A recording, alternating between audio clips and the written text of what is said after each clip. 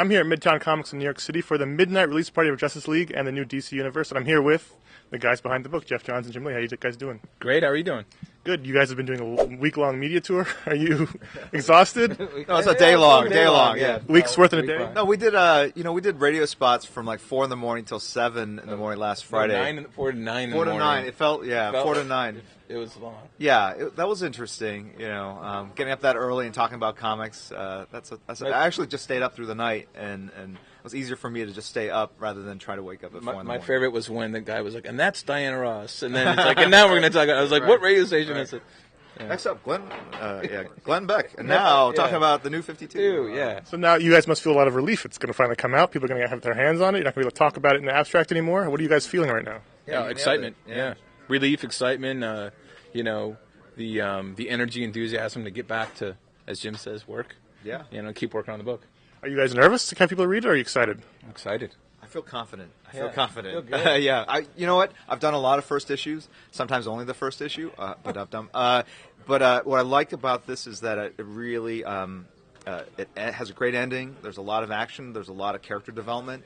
And first issues are tricky to do because you're really setting the tone for the series. And how do you squeeze in a storyline, and how do you make it feel complete? A lot of times they kind of end in a way where you don't feel like you've gotten like a story per se. So I'm very happy with how this turned out. Now, did you know all along that Justice League would be the first book out of the gate?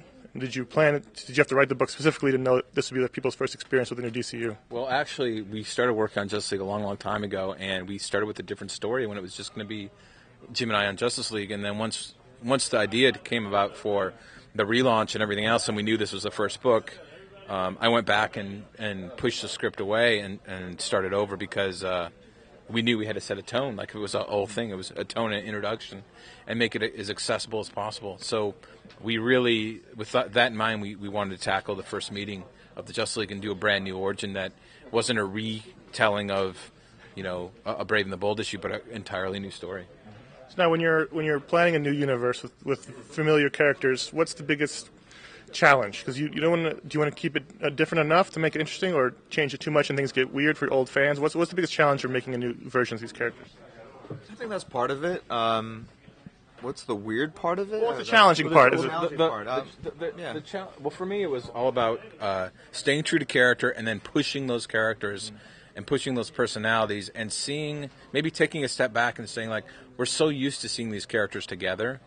What would they really be like? If this is their personality now, and you see how Green Lantern's evolved and Superman's evolved and what Grant's doing with that and where Batman is, and take these versions and now put them together for the first time when they met, it'd be very different than the stories that they created back in the day, because you want to see, how they would clash, who would get along, who wouldn't get along, who's trying to be the leader, who is the leader. So it was all about the people, and we've looked at the Justice League as gods for so long. We keep saying they're iconic gods and they're iconic superheroes, and Jim and I talked a lot about grounding it back down to people. These people with powers and abilities that have all this responsibility on their shoulders, and how the world reacts to that, and how they react to each other.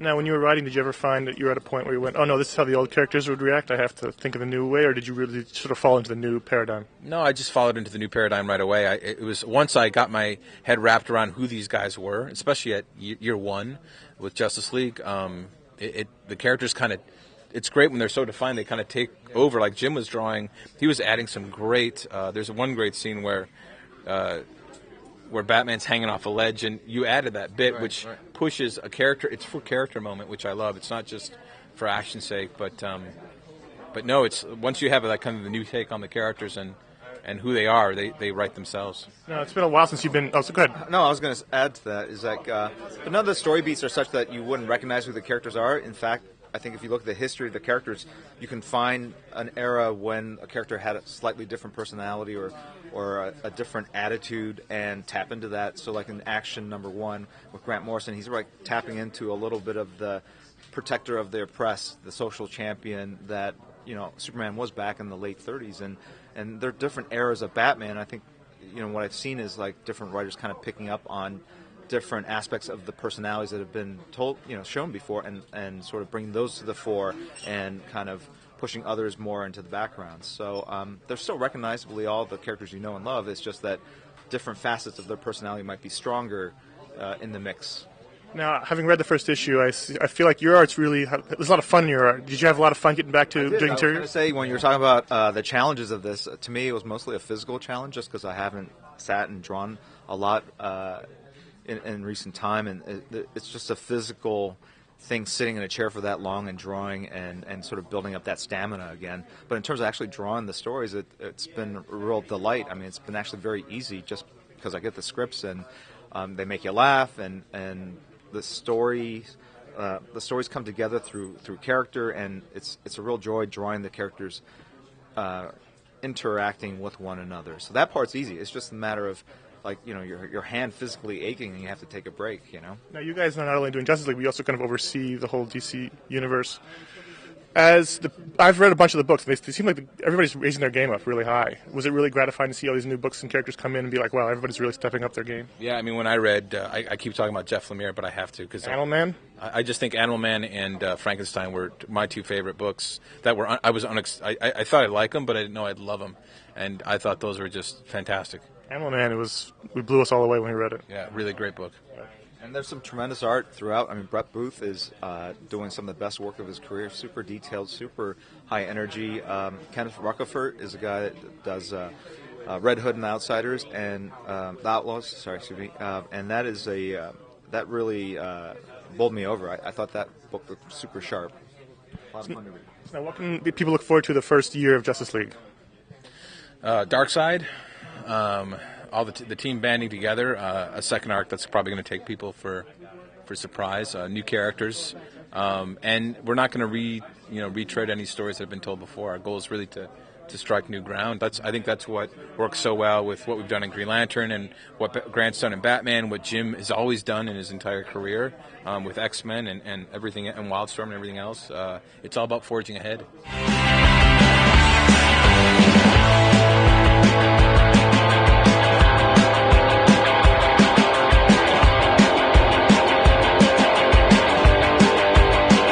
Out here in front of Midtown Comics, and the line of people we ran into Scott Snyder. How you doing? I'm good. How are you guys doing? Good. You talking to fans? What's the reaction been on the line? It's been exciting, man. I feel like, everyone, I know there was some nervousness, but people seem really excited for the 52, and I'm super excited about the titles that I've read, and I've read a lot of them at this point. I feel really proud to be a part of it, So we talked to you in San Diego, and you're everyone's a little vague because the books were not out yet. Now they're coming out. Yeah. You must be excited to actually get the book into the hands of the fans. Yeah, I am. In fact, look what came today. To me. I just got it. Just today. You haven't seen it yet? Real. They're really coming. They're really showing up at our doorsteps. But I can say, honestly, I've read Animal Man, iVampire, Action Comics, Wonder Woman, Justice League, obviously. And all of the books that I've read, I am inspired by. It's really exciting to be a part of it. I'm not just saying that for PR or selling snake oil. I haven't read everything, but the ones that I have read, and Batgirl, Gail Simone's Batgirl is great.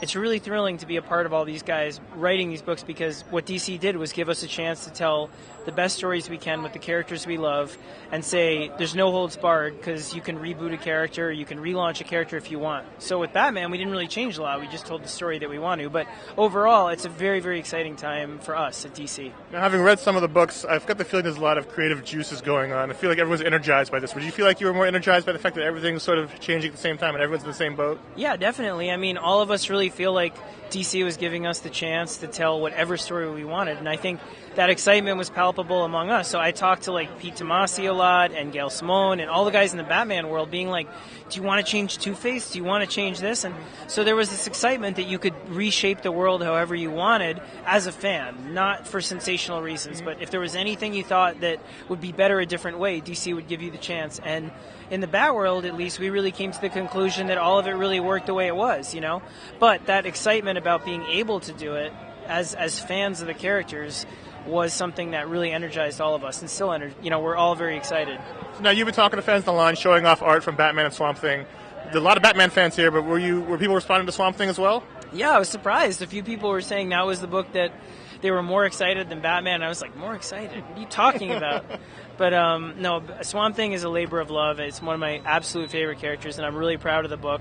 I really hope people will give it a chance. It's a horror book like Animal Man, and it's a character that is an honor to be a part of. So Now, other than Swamp Thing and other than Batman, what's the one book that you think fans need to keep an eye on and not miss when it comes out? American Vampire.